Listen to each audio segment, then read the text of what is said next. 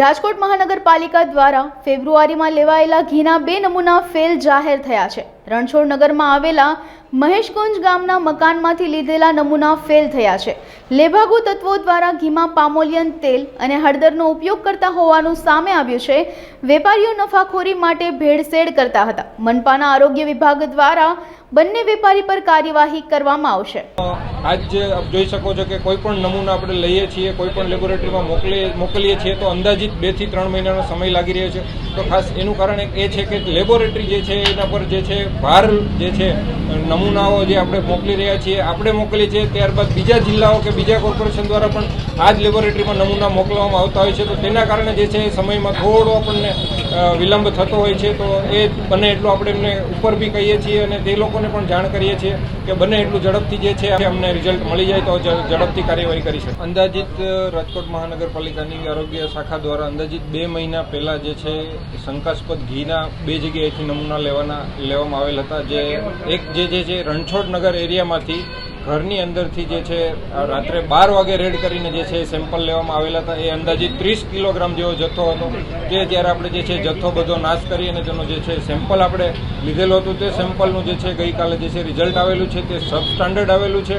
તેની અંદર જે છે આપણે કહી શકાય કે તિલનું તેલ અથવા તો ટર્મરિક એટલે કે હળદર ને અથવા તો જે કહી શકાય કે વેજીટેબલ ફેટ તેનો જે છે ભેળસેળ તેમાં આપણને સામે જોવા મળેલ છે। ત્યારબાદ બીજું જે શંકાસ્પદ ઘી હતું જે તેનો જથ્થો જે છે માલવીયનગર પોલીસ સ્ટેશનમાં જે છે પોલીસ દ્વારા જે ફરિયાદ કરવામાં આવેલી હતી તેને અનુસંધાને ત્યાંથી આપણે જે સેમ્પલ લેવામાં આવેલું હતું તેમાં પણ જે છે આ જ પ્રકારની વેજીટેબલ ફેટ અને ઓઇલની જે છે આપણને ભેળસેળ સામે આવેલ જોવા મળેલ છે। તે જથ્થો પણ અંદાજે 5 થી 6 કિલો જેવો જથ્થો હતો। તો ત્યારે એ જથ્થાનો પણ નાશ કરેલો હતો। એ બંને નમૂનાનું જે છે સેમ્પલ જે છે સબસ્ટાન્ડર્ડ જાહેર થયેલ છે। તો તે ત્યારબાદ હવે જે છે તેમને એજ્યુડિકેશનની કાર્યવાહી આગળ કરવામાં આવશે। ડુપ્લિકેટ ઘી એટલે કે જેની અંદર વેજીટેબલ ફેટ છે, વેજીટેબલ ઓઇલ કહી શકાય, ટર્મરિક છે, તિલનું તેલ છે, આવા બધા જે છે તેલ ભેળસેળવાળા યુક્ત ઘી જે છે લાંબા ગાળે ખાવાના કારણે હૃદય સંબંધિત ઘાતક બીમારીઓ શક્યતાઓ પૂરેપૂરી રહેલી છે। પ્રાથમિક દ્રષ્ટિએ તો ખરેખર ઘી છે એ પ્રાથમિક દ્રષ્ટિએ ખરેખર શુદ્ધ છે કે તેની અંદર કોઈ પણ પ્રકારની ભેળસેળ છે તે આપણે જાણી શકતા નથી। તેનું જે છે આપણે સેમ્પલ લઈએ અને ટેસ્ટિંગ કરાવીએ ત્યારે જ આપણને ખરેખર ખ્યાલ આવે છે કે આની અંદર કઈ પ્રકારની ભેળસેળ છે તે આપણને જાણવા। આપ હાલ છેલ્લા 1 વીકથી જોઈ રહ્યા છો કે અત્યારે ગરમ મસાલાની માર્કેટ અત્યારે છે। તો તેને અનુલક્ષીને આરોગ્ય શાખા દ્વારા જે છે છેલ્લા 1 વીકથી સતત બધી મોટી મસાલા માર્કેટમાં જે છે તે સેમ્પલ લેવાની અને ચકાસણી કરવાની કાર્યવાહી હાથ ધરવામાં આવી રહી છે।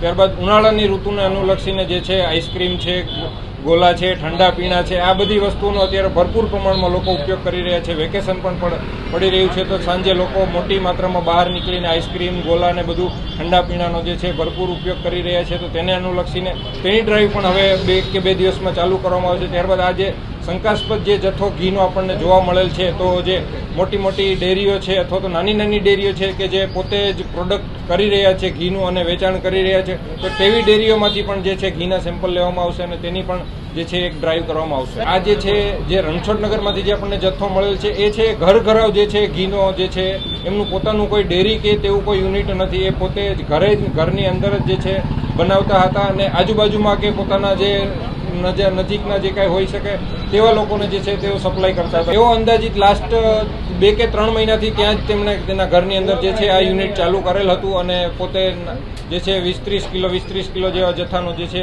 ઉત્પાદન કરી રહી। આ જે બંને પેઢી છે તેની અંદર જે છે મેં જેમ કહ્યું એમ એજ્યુડિકેશનનો જે છે કેસ કરવામાં આવશે। જે કેસ પ્રમાણે જજ સાહેબ દ્વારા તેમને જે દંડ કરવામાં આવશે કે જે કાંઈ શિક્ષાત્મક પગલાં કે તેમને જે કરવામાં આવશે તે પ્રમાણેની આગળની કાર્યવાહી થશે।